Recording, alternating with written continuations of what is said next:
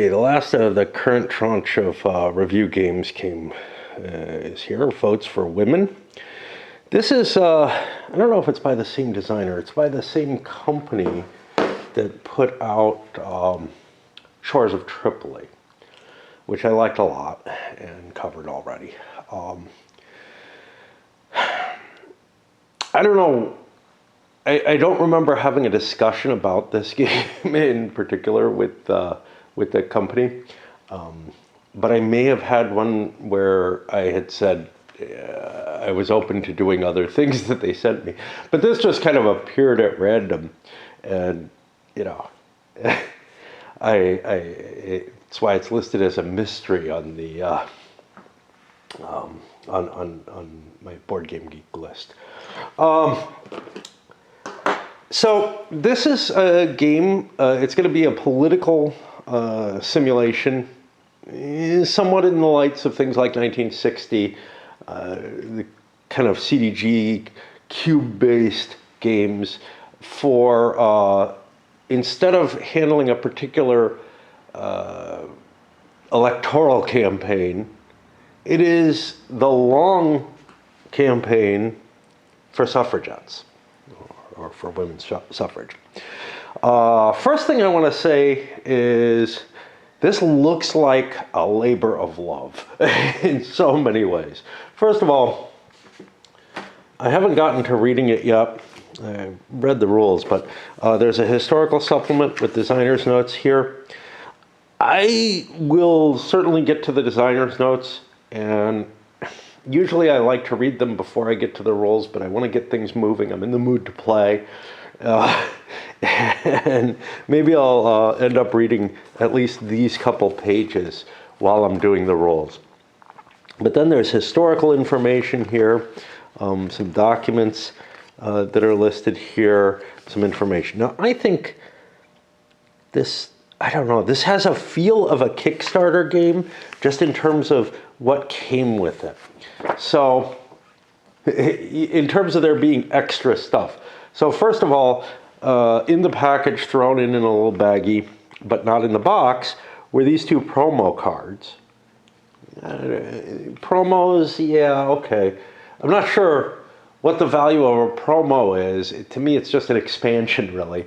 And I think I'll put them into the game, but I'm not sure because it doesn't really tell you where to put them. Normally, it's early, middle, late deck. The deck is going to be split to give you some time consistency there. You also have an initial starting card. But the thing I really wanted to point out here as to why this has the feel of sort of a Kickstarter is extras. So there's just this slew, a reproduction of the New York Times sheet stories involving suffrage from, I think, the when it actually passed. Just notes that are, reproductions of historical documents. And these are not, just all, so like this is a glossy feel, fine.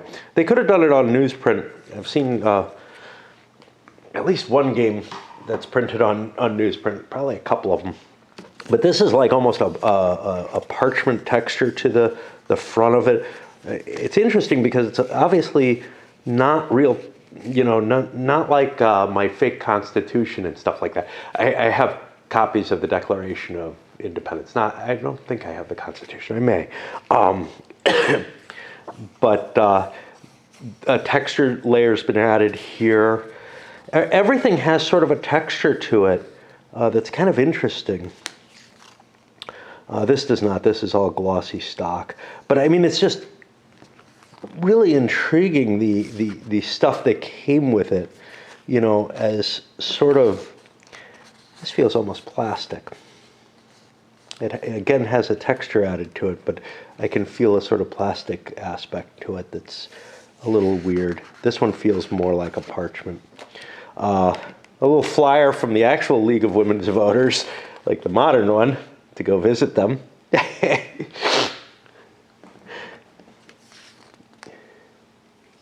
just everything from the campaign. And, you know, this is feeling like an unboxing, but I'm not used to materials like this showing up in the games that I buy. Another thing that kind of has that feel is that there's excess counters for the different campaigners that'll be in the game. So I guess the base ones all looked like this, but then there's, or for the anti like this. I like the guy with the beer. That's awesome. But just, you know, some extra pieces there. In addition, and this may or may not have been, you know, completely built out, there's a deck of cards that you only use if you're playing either cooperative play or if you're playing solo, like regular solo. And there's several different configurations you can play the game under in terms of number of players and where they sit. So it can run from a solo game using the opponent bot up to a 4-player game with 2 players playing each of the primary factions of the game. Now, there's a little bit more meaning, I guess, maybe to the suffragette side, because they have 2 colors in the game that operate. But they have those 2 colors in the 2-player game as well. It's also possible to play as the suffragettes against, as 2 players of suffragettes against the opponent bot, in case, you know, you don't want to be on the side of the patriarchy. Just to lend to that card. Custom dice for the game. So these are essentially 4-siders, even though they look like 8-siders. These guys are part of the Opobot deck. They're only used if you're playing with that deck to use it. The rest of these, yeah, these are 12-siders that are marked 1 to 4 multiple times. I don't know why they didn't just use 8-siders. But yeah, high production value. These are going to be your little campaign cache, essentially. Your little campaign buttons in favor or against across the board. The box is armored. So a nice hard board and everything. All right. From a brief level of overall introduction, you're going to be fighting on 2 planes in this game.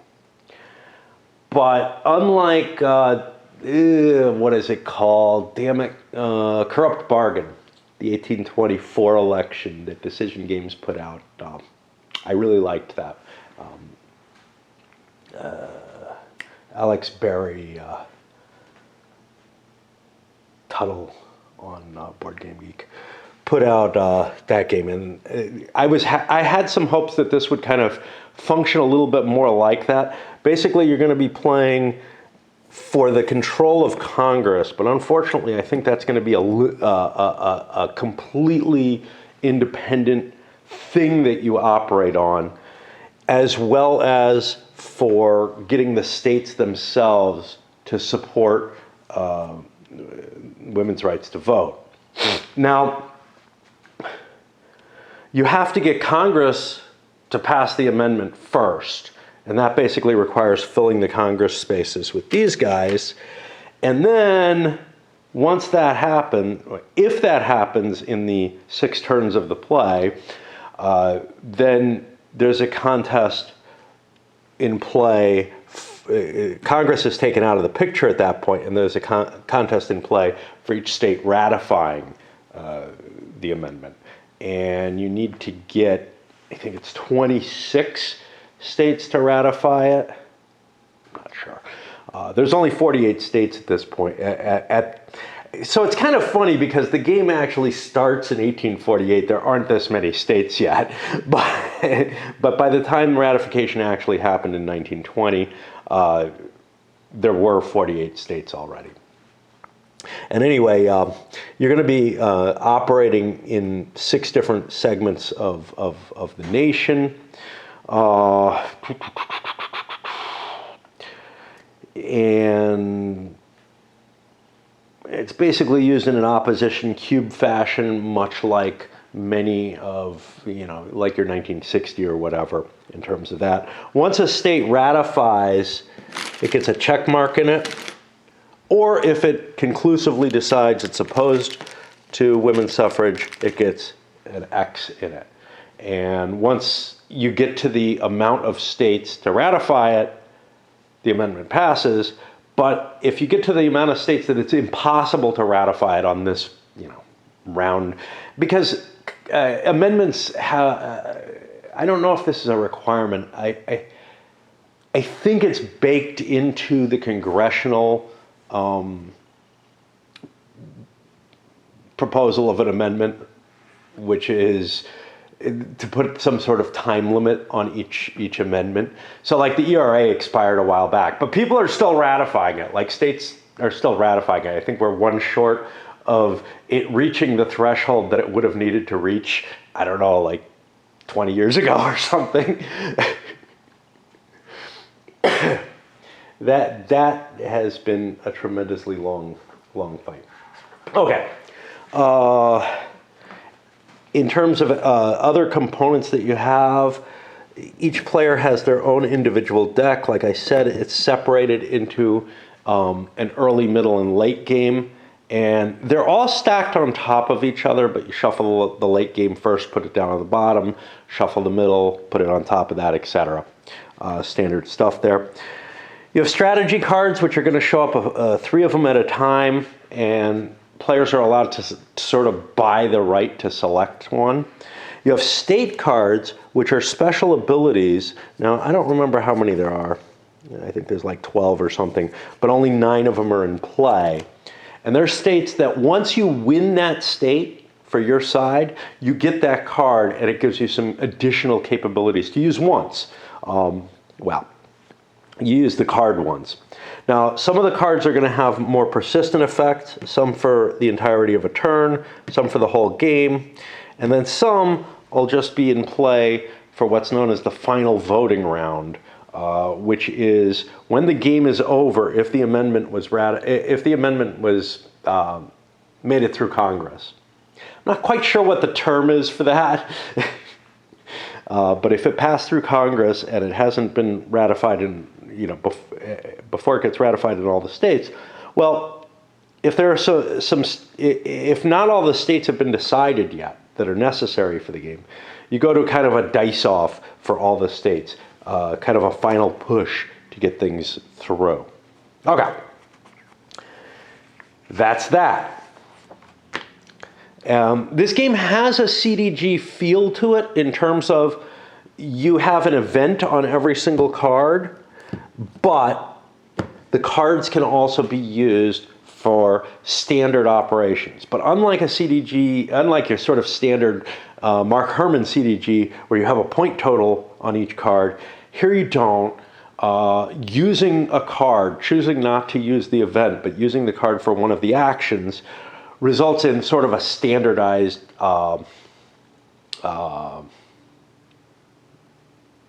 mechanism for each of the different actions has its own standardized mechanism. Some of those involve rolling dice and essentially getting a number, but there's no attempt to balance and say, well, this card is worth X number of ops points or anything like that. So that's gonna influence some of the decision making.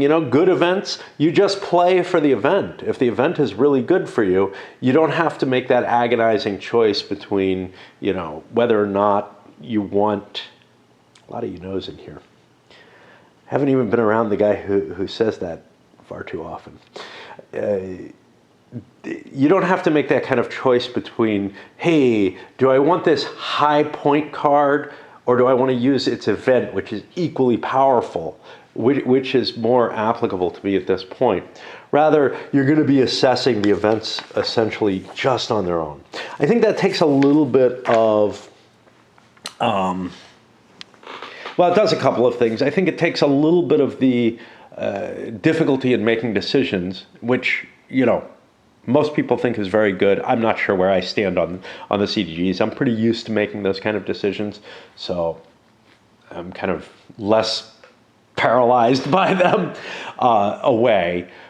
which is probably a bad thing. But on the bright side, from the designer's point of view, it requires a hell of a lot less balancing effort to try to figure out, hey, is this card, really, how do I evaluate these and how do I make the two decks kind of fairly balanced in that light?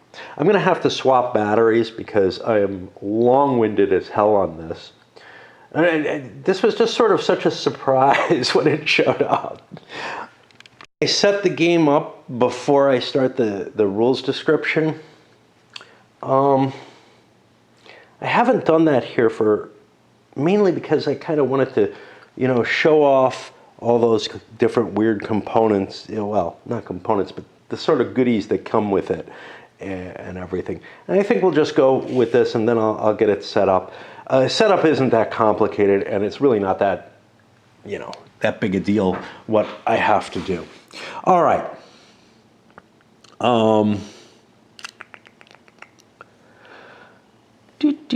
So, no, 36 states need to ratify, not 28, 26 or whatever I said. Yeah, that makes sense.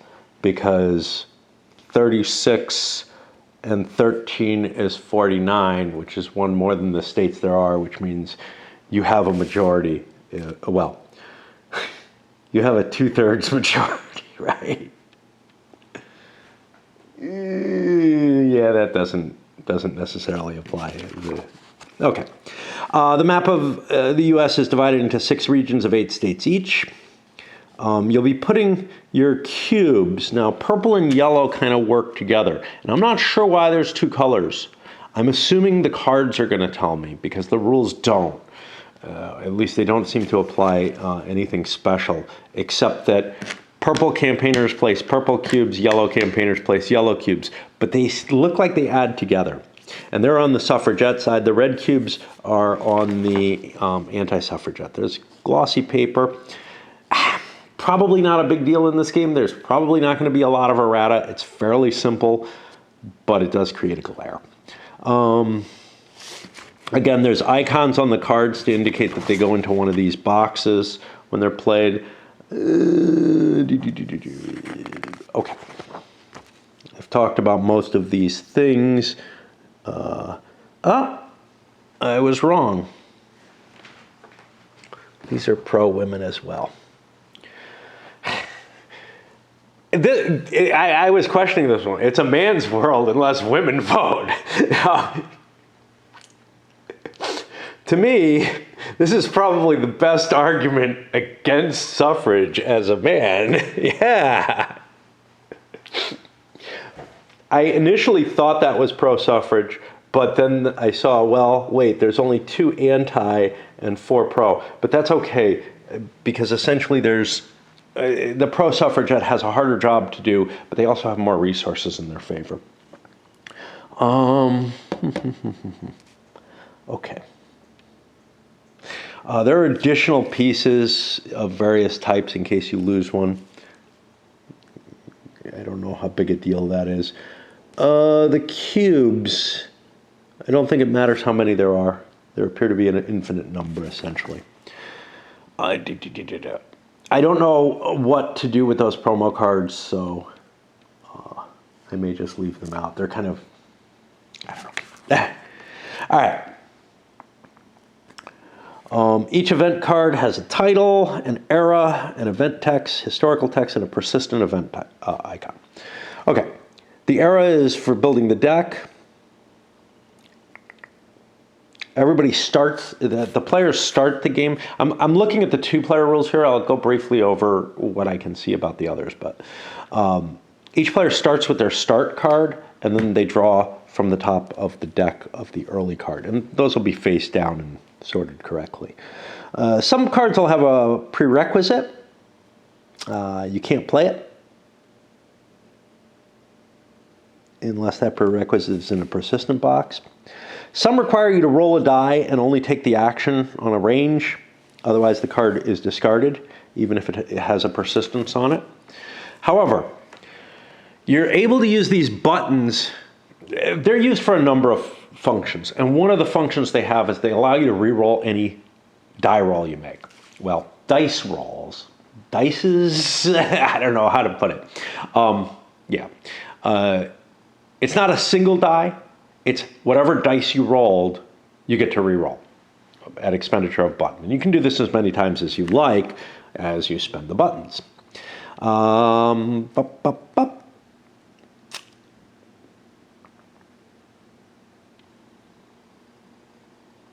Okay. Some cards require you to pay buttons in order to play the card. And some allow you to place, for the suffragette, purple and or yellow cubes, and they can choose, when given this icon, which distribution to use. State and strategy cards. I haven't even looked at these particularly. Again, you get the state cards when you win that state completely. And the strategy cards you buy with buttons through a bidding. On each state and strategy card, there's a title, an event text, and an Oppo-Bot alternate text. If you're playing in the sort of solo or competitive mode, the Oppo-Bot uses a specific type of text. They're color-coded for the region. The states are color-coded for the region. State cards can be claimed when you have 4 cubes in that state. Oh, I'm sorry, not when you win it. When you have 4 cubes in that state, when you have a 4-point advantage in that state, you can grab the card, and then it's yours to use. And it can't be taken away from you by, like, losing the state, losing that 4-point advantage.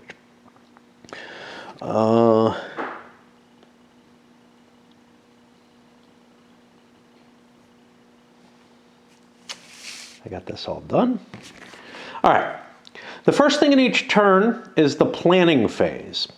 You will draw 6 cards from your draw deck, and you will have an additional card left over from either the prior turn or it'll be your start card at the beginning of the game. So you'll have a 7-card hand at the beginning of each turn. Not too exciting. The strategy phase isn't used in the first turn, but it'll be used after that. If you look through the strategy cards, first the suffragette player can announce how many buttons they'll spend they'll commit to the strategy phase. They can commit 0 if they wish. The opposition can then either defer, match, or supersede. If they defer, the suffragette spends their points and gets it. If they match, then both people spend their points, spend the amount of points the suffragette put up, and neither one gets a strategy card. If the opposition player supersedes, both players spend their points, but the opposition spends 1 more, and the opposition selects the strategy card. So the opposition has all the advantages here, really, except not as many of those. And since there's a rare, they may even be less inclined to spend them when they can take a card. If a strategy card is selected by a player, that player places the card face up in front of them, and another card replaces that in the offering. There are 6 rounds in each operations phase. First, the suffragette and then the opposition must play 1 card from their hand and may play 1 claimed strategy or state card from in front of them. When you play a card from the hand, you have 4 things you can do. You can play it as an event, a campaign action, an organizing action, or a lobbying action. As an event, you read the event and you implement it, and it may cost you buttons to do. After you resolve it, it's discarded or placed in one of these persistent spaces as per any icons on it. Campaign action. If you play it as a campaign action, you roll a 4-sided die, essentially, for each campaigner you have in play on the board. If you don't like the roll, you can spend a button and re-roll all of the dice. Once you're happy, you assign a die to each campaigner. Now, this reminds me of Road to the White House. It sounds a hell of a lot like Road to the White House, except for the re-rolls. In Road to the White House, you roll, and I believe they're 4-sided dice. I think they're 8-siders marked 1 through 4. You roll a bunch of them, and that is not your campaign capability, but your movement capability for the turn. Anyway, just as an aside as to where something may have come as an idea. They may then place the... Okay. So you assign them to the different campaigners, and you can place the corresponding number of cubes matching that campaigner's color in the states within the region that campaigner is in. You can spend a button to move the campaigner to a different region in order to spend the cubes, but you can only spend cubes in one region per campaigner. So if you move the person,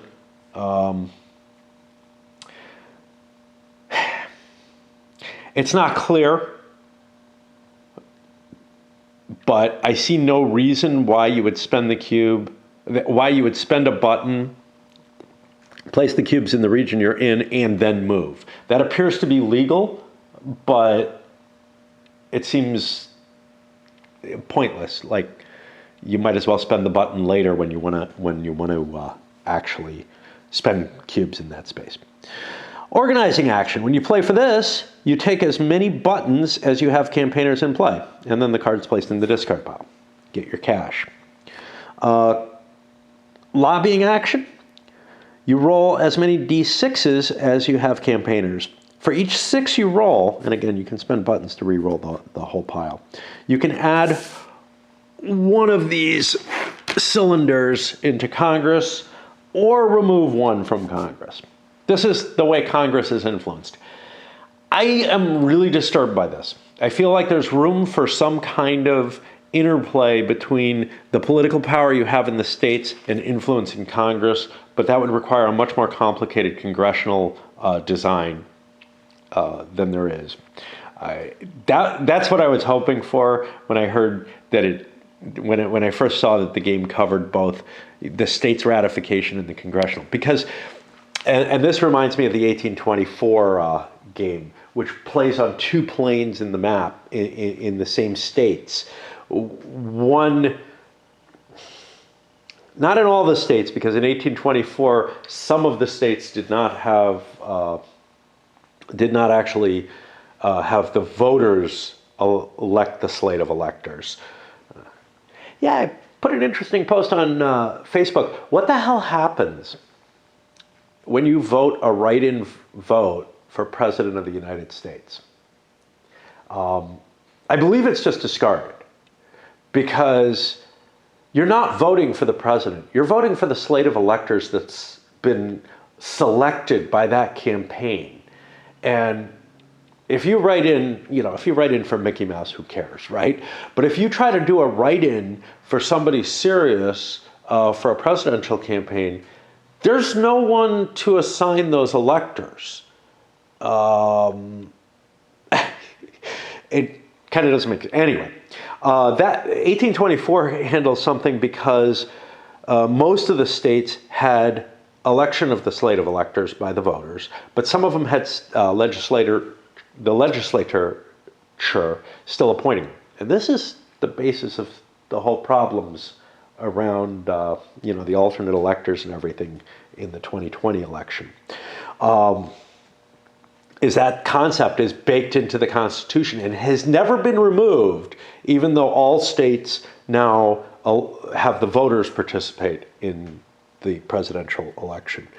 And it's an interesting concept. I actually think it's valid, but for one thing.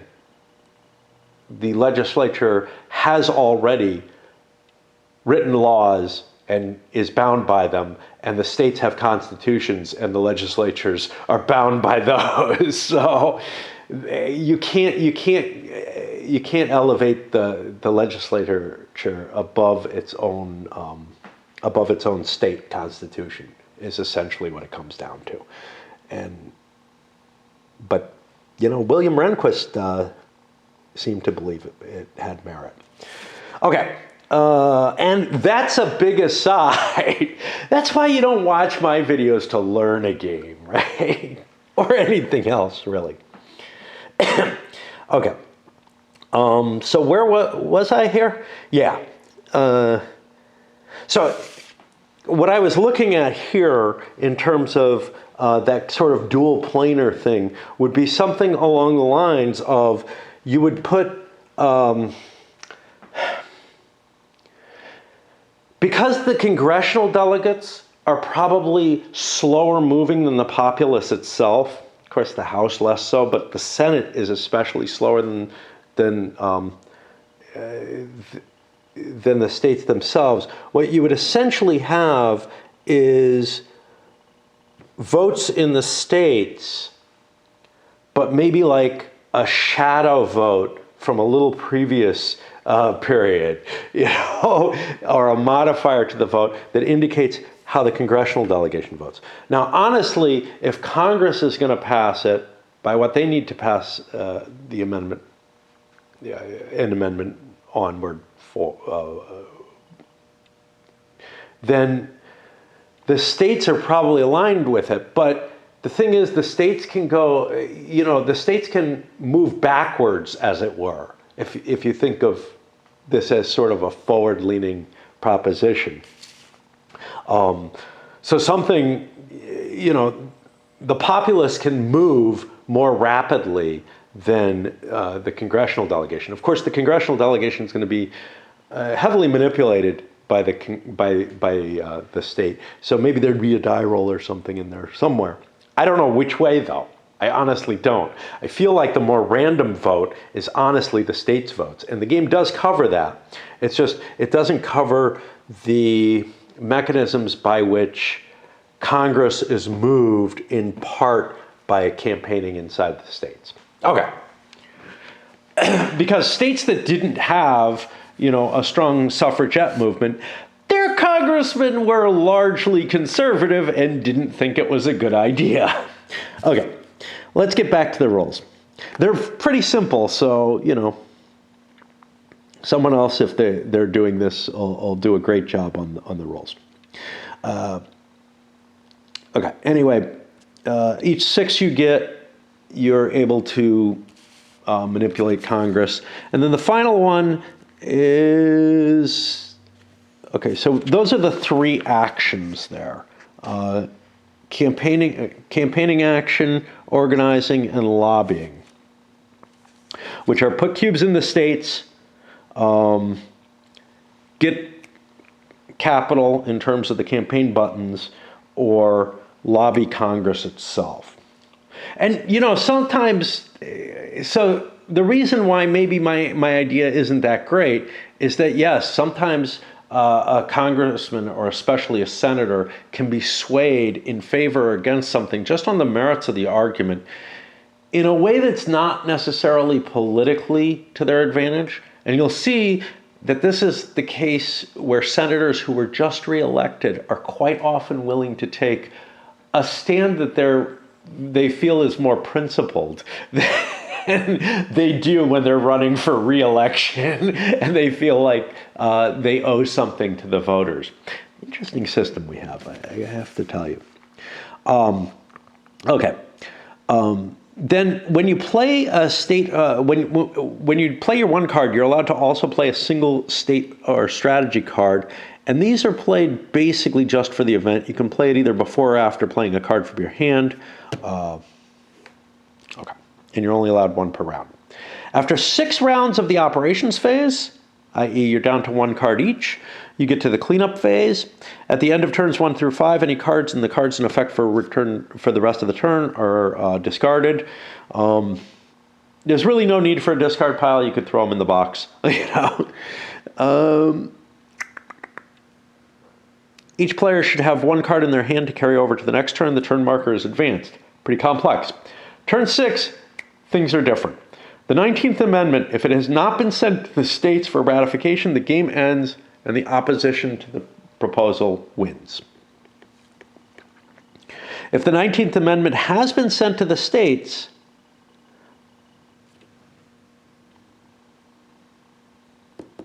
okay, I'm a little confused here.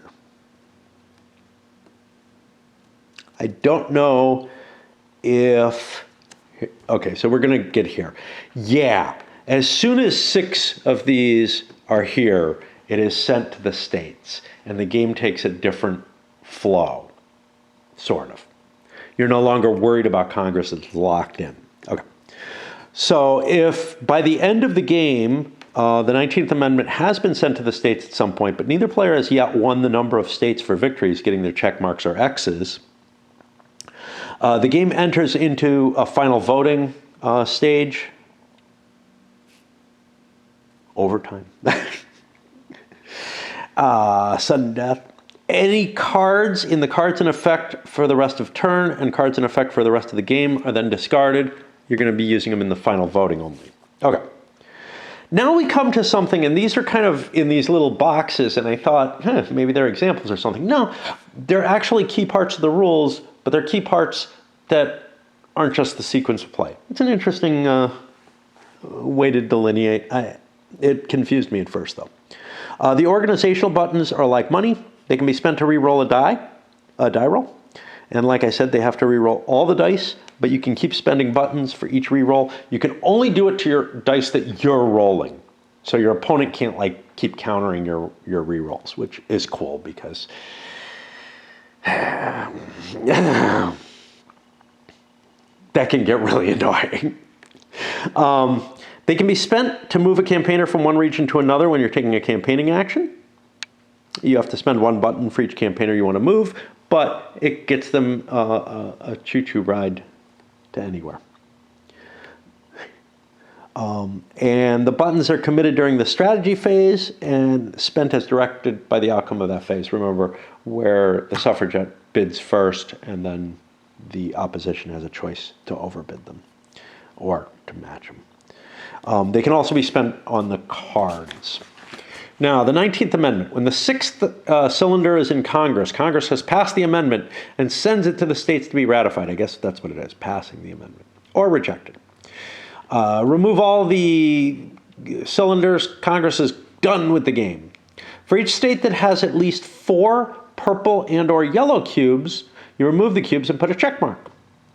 This only happens after Congress goes. So until Congress goes, you can collect up your 4s and they get you a state card, but nothing else. Well, and a lead in that state. For each state that has at least 4 red cubes, you remove the cubes and replace them with an X. That one's rejected. I have to breathe, I'm sorry. A pipe, that should help, right? It's weird because it's like dust particles or something were getting in my throat, so I just needed a drink of water. But as play continues, each time a state has 4 of the pro-suffragette cubes of either color and or both is removed and placed with a check, and each time it has 4 red cubes, it's removed and replaced with an X. This only occurs after the 19th Amendment has been sent to the states. As soon as the 36th check mark is placed or the 13th X is placed, the game is over, and the side which has prevailed wins. Adding or removing cubes in a state, only one side can have cubes in the same state at the same time. If you're adding cubes to a state that has opposing cubes, each cube that is added removes an opposing cube instead. Once it's empty, then you can add your own cubes. When an event directs a player to remove cubes of a color, this effect limits to that particular color and only to what the opposing player has on the board. You can never add your cubes when directed to remove the opponents. Yeah, that makes sense. If a state has already ratified or rejected the 19th Amendment, there are no cubes in that state anymore, essentially. It's just the check mark or the X. Everything should be removed. Claiming state and strategy cards, the game begins with 9 state cards available. When the player places their 4th cube in a state with a card, the player claims that state card and places it face up. They do not lose this card for any subsequent actions, and then they can play them as in their card play turns. The game also begins with 3 strategy cards available. They can be claimed either during the strategy card or by play of certain event cards. Anytime one is claimed, a new one is drawn and replaces it. Claimed cards are always placed face up in front of the player. You may play one claimed card, state or strategy, in addition to the event card that you must play from your hand each round. When the Oppobot claims a state or strategy card, it immediately plays the card for the Oppobot listed on the card. I did not look at the Oppobot rules, but anyway, let's go over the final voting. I mean, I kind of looked at them, but for the most part, I'm not really into pure solitaire games, so I just play my game solo. If after 6 turns the 19th Amendment has been sent to the states, but neither player has won the necessary states to win the game, then you go to final voting. In final voting, the players take turns, starting with the suffragette, selecting a state to vote on the 19th Amendment. Each player rolls a d6. They can spend their buttons to re-roll dice, their single die. If a player has cubes in the state, they add that to the number of to their roll total. And whoever has the highest total wins the state. If it's a tie at the end of this, the opposition wins it. However, there's a card which modifies this. Miss Feb wins the last vote. Okay, and then there's a long example of that, but it's simple enough as it stands. God, it feels so good to play something that's, you know, based in a topic and dealing with it. I just did a review of something that's a fucking Euro, and just a modern Euro, and it's just hell for me. All right, and that's the game. I'm gonna swap batteries again, and then talk about the different configurations you can play the game in beyond this standard 2-player game. One of these options is for 2 suffragette players to be playing. And for that, you split into the purple and yellow color. They pool their buttons together. One player gets the Seneca Falls Convention, the other gets an early card as their starting card. They only draw 3 cards, so they're going to have 4-card hands. It gives them 8 cards total between them, but they only play 6 of them. So they're playing the same number of cards as they would be playing in the standard game. They have a little bit more option between them. The yellow player will be making final decisions on the strategy phase as to how many tokens to play and who gets the strategy card if victorious. And they alternate as to who plays which card. When you're playing a card that has an option to play multiple colors, you're not forced to play your own color. When the card is played for campaigning actions, you roll the number of dice equal to the total suffragette campaigners, so your card has the same effect as it would anyway. Again, organizing, you take tokens, you take buttons equal to the number of total campaigners in play, both colors. Lobbying, you roll d6s equal to total number of campaigners in play. So nothing really changes in terms of the mechanisms and their effect on the game. You could be playing, okay, if the opposition or Oppobot play anti-suffrage riots, each suffragette discards 1 card at random and then draws 1 card from the suffragette phase. In cleanup, the 2 players are allowed to exchange their held card if they both agree. And in final voting, they alternate as to, you know, who does the mechanical actions involved in it. They don't really matter. Okay. There is no competition between these 2 players, though. They're really just, it's a way of dividing up that side. And you can play it either against a 3rd player or against the Oppobot.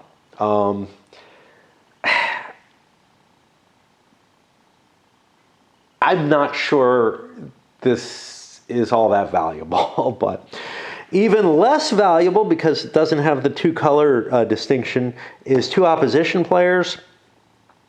That'll allow you to move to 4 players if you want. I can't see playing 2 opposition players with 1 suffragette, but you could.